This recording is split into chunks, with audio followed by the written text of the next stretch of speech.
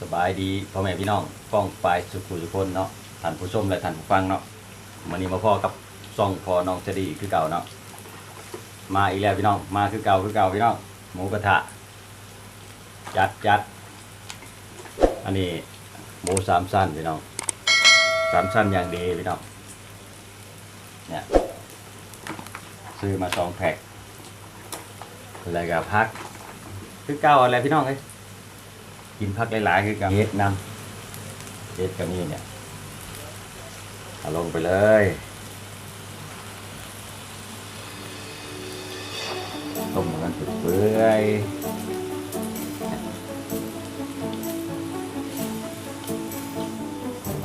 สามสั้นลง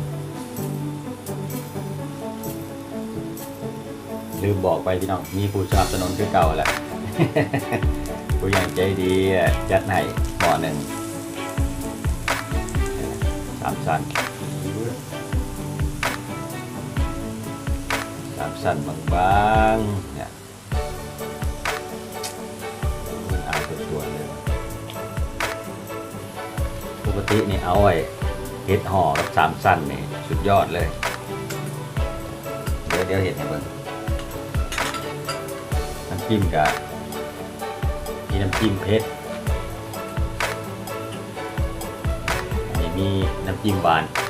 เนาะประมาณนี้อย่างเลยสลายแก้วเส้นใหญ่เก็บอ่านบ่ออก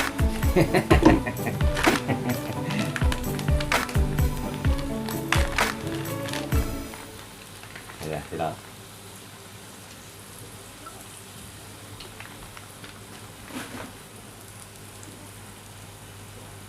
ขออนุญาตใช้มือเลย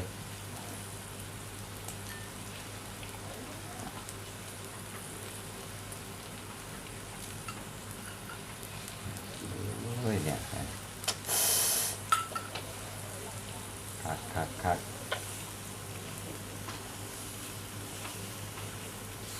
คักลายใจเย็นๆพี่น้องอย่าใจร้อนเนี่ยพี่น้องเอาเฮ็ดในย่างไฟย่างให้พอประมาณ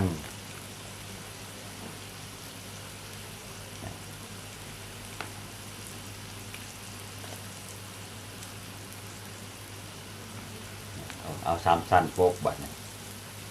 เห็นบ่พี่น้องสามสั้นโปกเฮ็ดไว้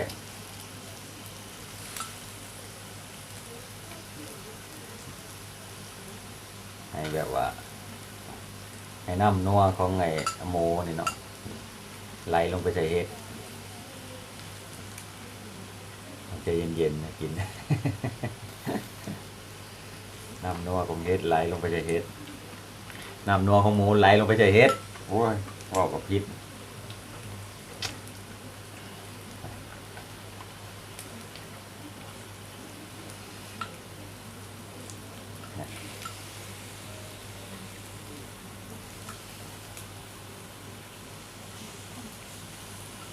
กินวันนะย่างไว้อย่างเนี้ย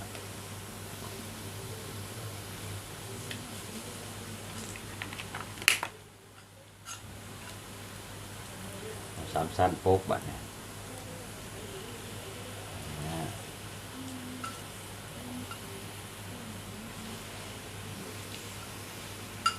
แล้วก็กลับมาเฮ็ดกับอันนี้ก็มันก็สิเข้ากันดีเนี่ยคือตัวเนี้ยเดี๋ยวพี่น้องโอ้ย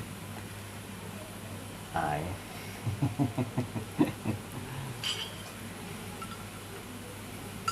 นี่ยน้ำจิ้มก็ดี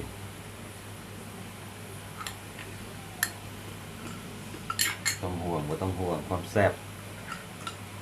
พี่น้องคำแรก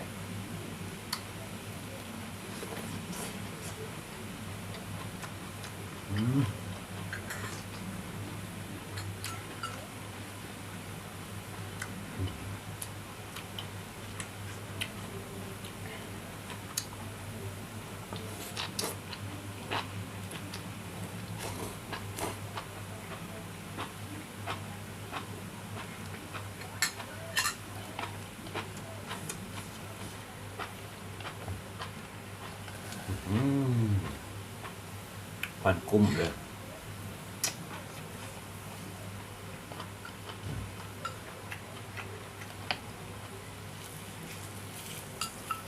มาจิมาผิดเอสบันผิดเอสกระโมสามชั้นลงบันเนี่ยพี่น้องเนี่ยเห็นหมดแหละเนี่ย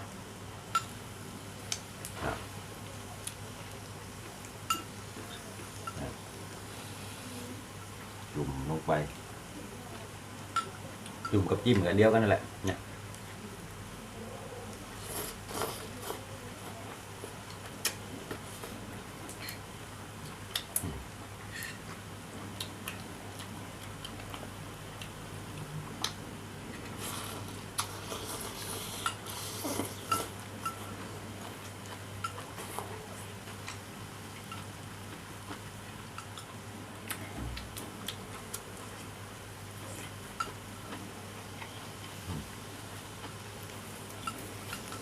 กำลังพี่น้องกำลังนะฮะกำลังพี่น้องกำลังจะเข้าที่เลยพี่น้องโอ้ยเหลืองคักเลยพี่น้องเดี๋ยวจิพันหมูซ้ำสั้นกับเห็ดแหนมให้เบิกเนาะเห็ดเค็มเห็ดอันนี้เห็นไหมเนี่ยทุกแล้วพี่น้องเลย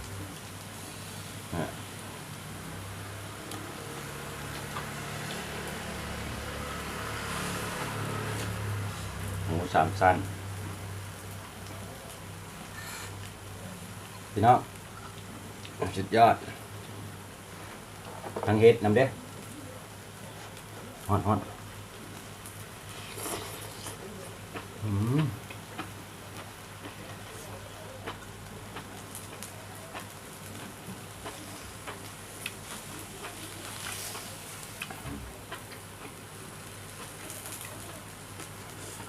เห็ดเค็มพันกับหมูสามสั้น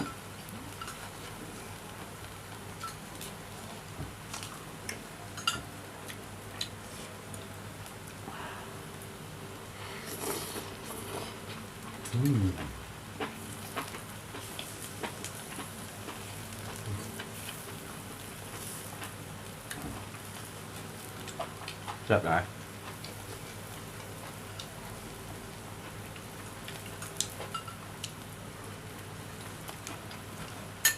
ติดใจเลยพี่น้องบ่เชื่อลองไปเบิ่งเด้อพี่น้องเด้อ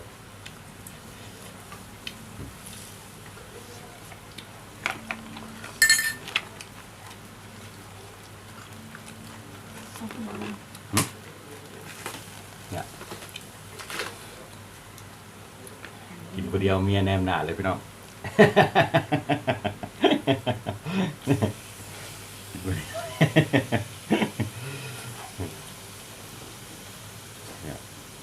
เราต้องห่วงเนี่ยพยายามย่างให้น้ำมันของหมูสามชั้นเนี่ยมันลงไปใส่เห็ดมันสิ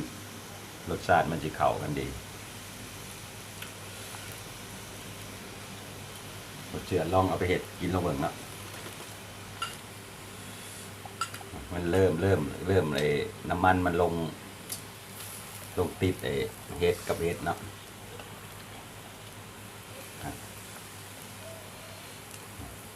เห็ดกำลังเหลืองในระบาดเนี่ยเดี๋ยวกับที1 2เทื่อก็จัดกินได้เอาอบไว้ประมาณว่าเห็ดสุกแล้วก็กับเนี่ยเบิ่งเดี๋ยวพี่น้องเดี๋ยวเห็ดให้เบิ่ง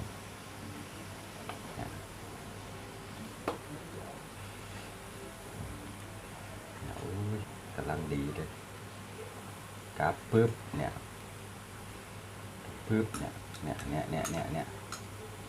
เห็นหมดแล้วพี่น้อง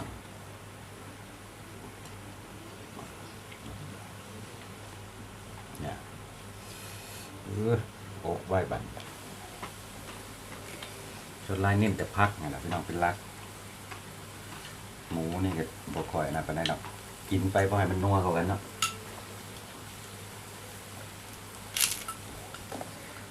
ใส่มือเลยจะได้แต่มันเหมือน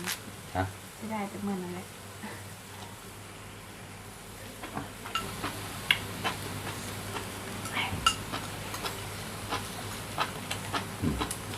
กับพี่น้อง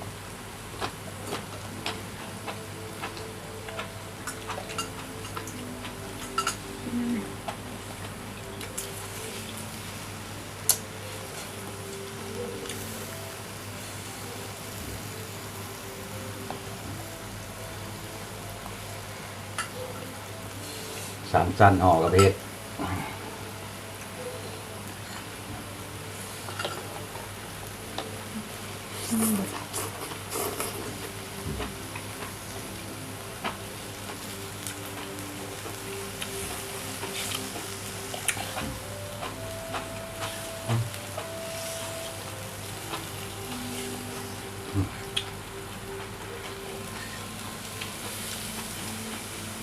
พี่น้อง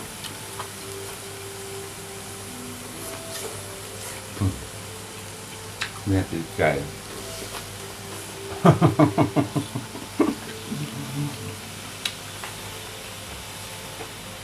เนื้อติดใจเลยพี่น้อง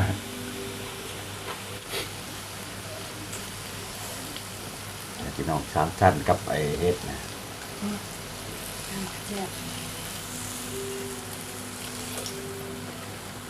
เนี่ย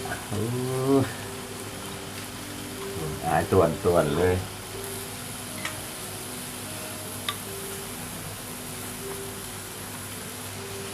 น้อง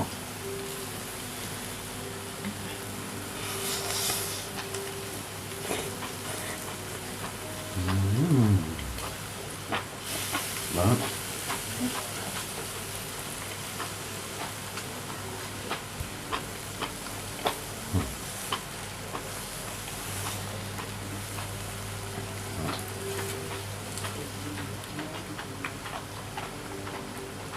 หอม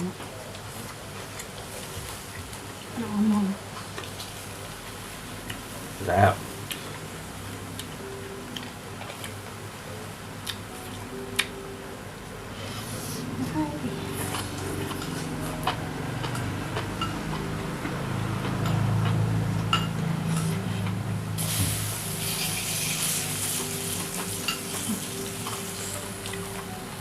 อาหารร่มแน่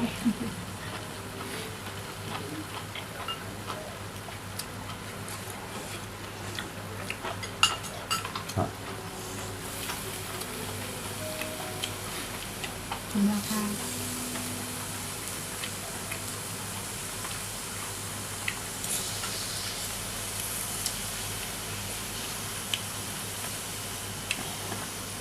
อะไร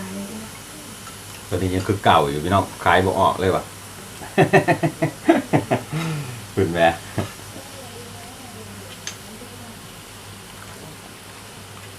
กินแต่สามชั้นห่อเห็ดแหนมเนาะห่อเห็ดเค็ม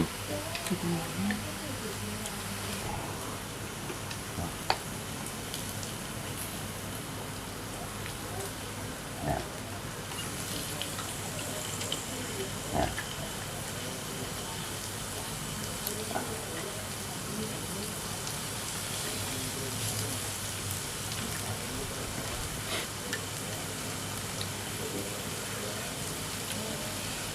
เย็นที่ทำเนี้ยโอ้ย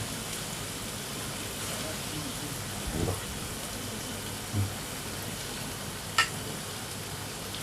แซ่บหลายแซ่บหลาย